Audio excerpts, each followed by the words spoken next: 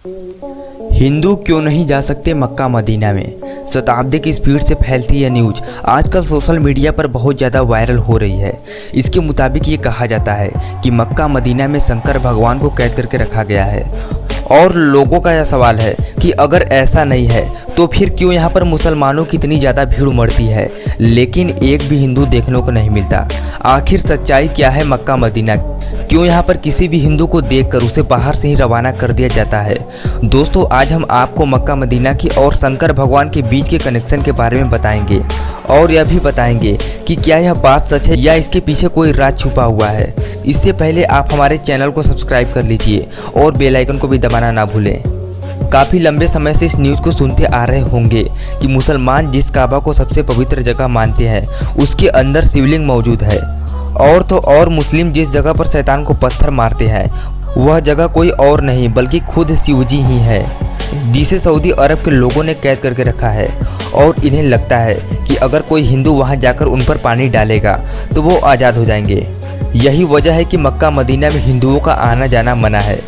अब इस दावे में कितनी सच्चाई है ये तो हम आपको बताएंगे ही, लेकिन इससे पहले आपको ये जानना जरूरी है कि आखिर मक्का मदीना मुसलमानों के लिए इतना ज़्यादा खास क्यों है। असल में सऊदी अरब एक पूरा इस्लामिक देश है जहाँ पर इस्लाम धर्म को मान्यताएं दी जाती है। यहाँ पर पेट्रोलियम बहुत ज़्यादा मात्रा में पाया जाता है, इसलिए यह दुनिया के विकसित देशों में से एक देश है। सऊदी अरब की राजधानी रियाद है और यहाँ की करेंसी रियाल है, लेकिन यहाँ की राजधानी से ज़्यादा प्रसिद्ध यहाँ के दो शहर है, एक है मक्का और दूसरा है मदीना। ये दोनों ही शहर केवल सऊदी अरब में रहने वाले मुसलमानों के लिए ही नहीं बल्कि पूरी दुनिया में रहने वाले मुसलमानों के लिए सबसे ज़्यादा अहम है। इसकी सबसे बड़ी वजह यह है कि यहाँ पर हर साल लाखों की संख्या में मुसलमान आते हैं। ये मुसलमानों के लिए तीर्थ स्थल की तरह है। हिंदुओं में यह मान्यताएं प्राप्त है कि 4 धाम की यात्रा कर ले इंसान अगर तो इसके सारे पाप और दुख मिट जाते हैं। ठीक उसी तरह इस्लाम धर्म में ऐसा माना जाता है कि मक्का मदीना जैसी पाक जगह की दर्शन करने के बाद इंसान खुदा के नेक बंदों में शामिल हो जाता है। इसलिए हर मुस्लिम के लिए एक ख्वाहिश होती है कि वो मरने से पहले एक बार हज की यात्रा जरूर कर ले। इस जगह की महत्वता कितनी है इसका अंदाज़ा आप इस बात से ही लगा सकते हैं कि मुस्लिम चाहे दुनिया के किसी भी कोने में नमाज क्यों ना पढ़ता हो, वो हमेशा काबा की ओर मुँह करके नमाज पढ़ता है।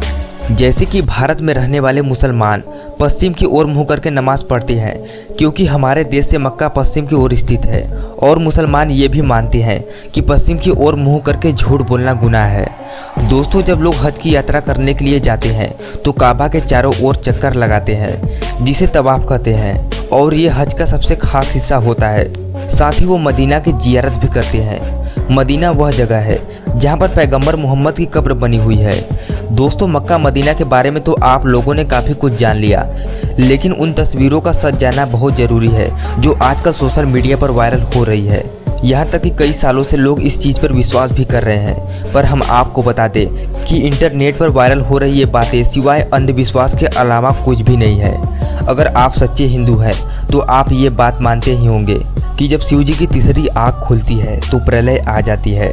तो भला आप इस बात को किस तरह से यकीन कर सकते हैं कि कोई शिव जी को कैद करके रख सकता है?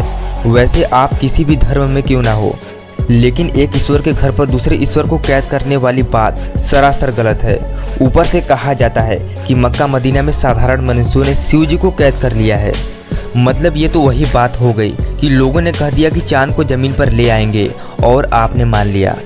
जी हाँ, उसने ऐसा कहा है तो वो ज़रूर ले आएगा। अरे कुछ अपना भी दिमाग लगाइए जनाब। भला कोई स्वयं सबका विनाश करने वाले शंकर भगवान को कैसे कैद करके रख सकता है?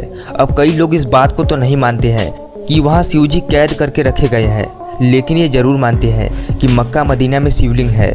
हम आपको इस बात की पुष्टि कर दें कि वहाँ ऐसा कुछ भी नहीं है। असल में मुसलमान जब हज की यात्रा के लिए जाता है तो मक्का के पास स्थित एक इमारत में शैतान को पत्थर मारने की रस्म के साथ ही हज की यात्रा पूरी मानी जाती है।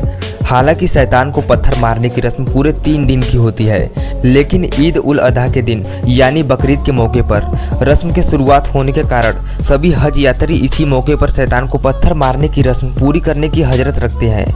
हज की यात्रा पर आए लोग तीसरे दिन यहाँ मौजूद इन 3 बड़े खम्भों पर शैतान समझकर उन्हें पत्थर मारते हैं और इस रस्म को करने के साथ ही हज की यात्रा पूरी मानी जाती है। अब कई सारे हिंदुओं का कहना है कि यही खम्भे शिवलिंग है, इनके नीचे शिवलिंग स्थापित किया गया है। तो दोस्तों ऐसा बिल्कुल नहीं है, बल्कि इसका सच कुछ और ही है। अल्लाह ने हजरत इब्राहिम से कुर्बानी में उनकी सबसे पसंदीदा चीज़ मांगी, तो हजरत इब्राहिम के लिए उनकी औलाद से ज़्यादा पसंदीदा चीज़ और क्या हो सकती थी, क्योंकि उनकी औलाद काफ़ी बुढ़ापे में पैदा हुई थी और हजरत इब्राहिम उससे प्यार भी बहुत ज़्यादा करते थे। लेकिन अब अल्लाह का हुक्म तो उन्हें मानना ही पड़ेगा, इसलिए हजरत इब्राहिम ने अपने बेटे की कुर्बानी देने का फैसला किया। दोस्तों हजरत इब्राहिम जब अपने बेटे को लेकर कुर्बानी देने के लिए जा रहे थे, तभी रास्ते में उन्हें एक शैतान मिला, जिसने हजरत इब्राहिम से कहा कि वो इस उम्र में अपने बेटे की कुर्बानी क्यों दे रहे हैं। अब तो उन्हें बेटा होना भी बहुत ही मुश्किल है, ऊपर से ये बेटा इतने सालों के बाद बुढ़ापे में पैदा हुआ है, जो बुढ़ापे का सहारा बनेगा।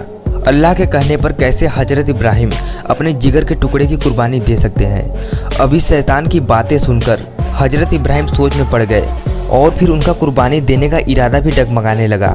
लेकिन फिर उनको ख्याल आया कि नहीं, ये गलत है, अल्लाह की फरमाइश सबसे पहले है, और हजरत इब्राहिम कुर्बानी देने के लिए चले गए। हजरत इब्राहिम को लगा कि कुर्बानी देते वक्त कहीं वो भावनाओं में ना बह जाए। यही वजह है कि कुर्बानी देते वक्त उन्होंने अपनी आंखों पर पट्टी बांध ली। लेकिन भला खुदा कैसे किसी के साथ बुरा कर सकता है। वो तो सिर्फ हजरत इब्राहिम की परीक्षा ले रहे थे, जिसमें हजरत इब्राहिम पूरी तरह से पास हो गए थे। इसलिए खुदा ने हजरत इब्राहिम के बेटे की जगह कुर्बानी देने के लिए एक बकरे को खड़ा कर दिया, और तभी से बकरीद के दिन बकरे की कुर्बानी देने की परंपरा चली आ रही है। यही वजह है कि जब हज यात्री जानवर की कुर्बानी दे देते हैं तो उस शैतान को पत्थर मारने पहुंच जाते हैं, जिसने हजरत इब्राहिम को भड़काने की कोशिश की थी। और इसी पत्थर मारने की रस्म के साथ वो खुदा से ये वादा भी करते हैं कि अब कोई भी शैतान उन्हें कभी नहीं बहका पाएगा। फिर चाहे वो शैतान बाहर की दुनिया में हो या फिर उनके मन में हो, वो हमेशा सच्चे दिल से खुदा की इबादत करेंगे। ऐसे में दोस्तों ये कोई शिवलिंग नहीं है, बल्कि ये 3 खम्भे हैं जो शैतान की प्रतीक है, जिस पर पत्थरों की बरसात करके लोग अपने अंदर के शैतान को मारने की कोशिश करते हैं। ऐसे में कुछ लोगों के मन में यह सवाल आता है कि अगर वहाँ ऐसा कुछ भी नहीं है तो फिर वहाँ हिंदुओं को क्यों नहीं जाने दिया जाता। दोस्तों यहाँ पर सबसे पहली बात तो ये है कि सिर्फ हिंदुओं को ही नहीं, बल्कि किसी गैर मुस्लिम धर्म, फिर चाहे वो हिंदू हो, सिख हो, ईसाई हो, बौद्ध हो या फिर कोई भी हो, अगर वो मुसलमान नहीं है तो उसे काबा के अंदर नहीं जाने दिया जाएगा। क्योंकि ऐसा माना जाता है कि अगर कोई मुसलमान नहीं है तो जाहिर सी बात है कि वो सच्चे दिल से अल्लाह पर विश्वास नहीं करता, और जो सच्चे दिल से अल्लाह पर विश्वास नहीं करता उसे काबा के अंदर प्रवेश करने की इजाज़त नहीं है। यहाँ सिर्फ उन्हीं लोगों को अंदर जाने दिया जाता है जो बिल्कुल पवित्र मन से अल्लाह को मानते हैं। तो दोस्तों इस वीडियो के लिए बस इतना ही। तो मिलते हैं एक नई वीडियो के साथ।